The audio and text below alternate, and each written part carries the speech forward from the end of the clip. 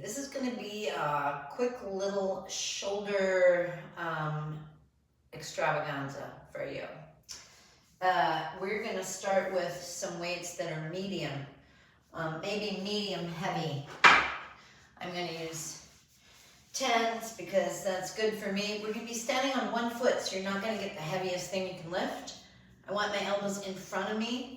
I want my elbows at the level of my shoulder blades or higher, and then push straight up without arching the back. So I'm standing on one foot pretty much.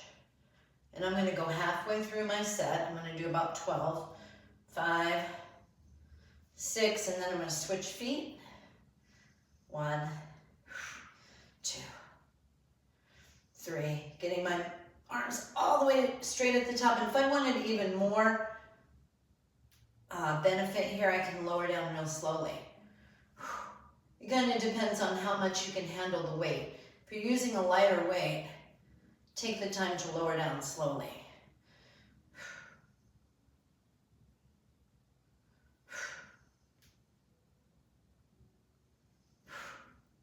Standing on one foot gives me the opportunity to practice and to exercise my spinal stability.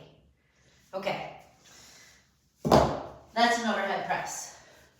Remember, you want your back so straight on all these. This next move is scaption. It's named after the scapula because it's done at the angle that the scapula likes to be.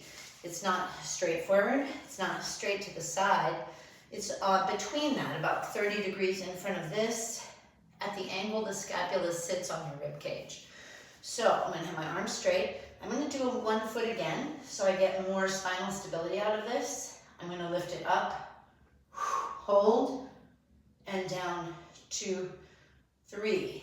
Lift up and hold, and down, 2, 3. I can even lift that back foot if I'm able, and down, 2, 3. Lift up and hold, and down, 2, 3. This is 5, I think, and down, 2, 3, and 6, and down, 2, 3. Switch legs, 7.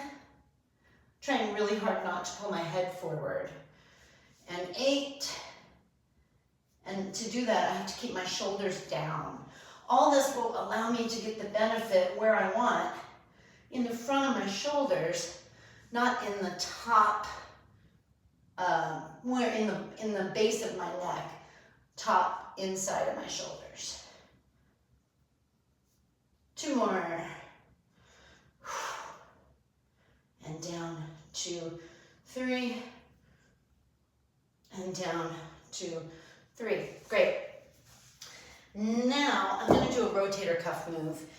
This move, you have to have something underneath your elbow, between your elbow and your body, because you need your arm to be out from your waist at about 30 degrees so that the humeral head, because it's a rotator cuff move, you want that humeral head to be pushed into or cuffed securely into the fossa foret in your scapula. So I need this elbow to be out away from my body when I do this move.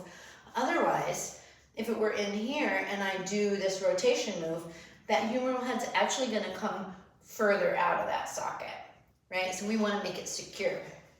So I got this thing under my elbow. I set my band up at elbow height. And what I'm going to do is I'm going to bring this arm out so that's just a little wider than the inside middle of my elbow, right? So it's outside of the shoulder joint. And then we're just going to step to the side without letting that band come in, right? Step and step. Step and step. Step, step and step. I'm going to stand up super tall. 6, 7. I'm just sticking with 10s today. 9, so I'm not letting that band pull my arm back in.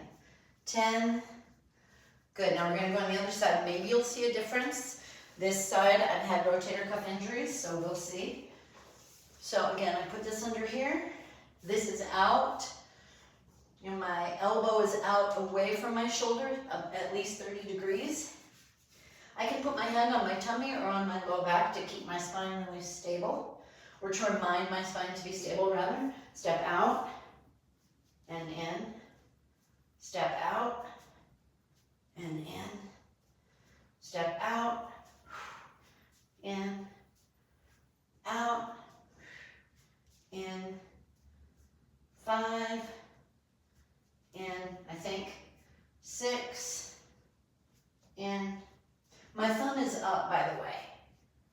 In, and I'm trying to really keep my shoulders square, because this band wants to pull not only my arm, but my whole shoulders, like that, but I'm not gonna let it. Let's do one extra. Great. Okay, now we're gonna get the rear shoulders. So we've got pretty much gotten the top, the front, the inside, and now we're gonna get the back, okay? So to do this one, I'm gonna do my hinge. So I have to start with a really straight, strong spine. I'm gonna hinge my hips backward. I'm gonna let my knees bend a little bit so that my legs don't get all my attention in this move. And then I'm gonna rotate my arms so my thumbs are up. This is about the max. 5 for me is about the max of what I can do on a good rear fly, which is what this is called. So I'm keeping my head here, even with my spine. Lift up and hold. 2, 3, down, 2, 3. Lift up and hold. 2, 3, down, 2, 3.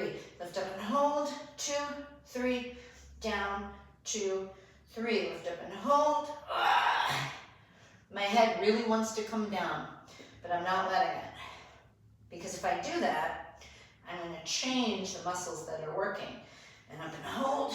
2, 3. Notice my elbows bent slightly. I don't want to bend much more than this. Or I'm going to change the muscles I'm working again. Down, 2, 3. You want to feel it right in the back of your shoulder blade. On the back of that shoulder blade. And down, 2, 3. Okay, hope you enjoyed that. Shoulders, shoulders, shoulders. Bye-bye.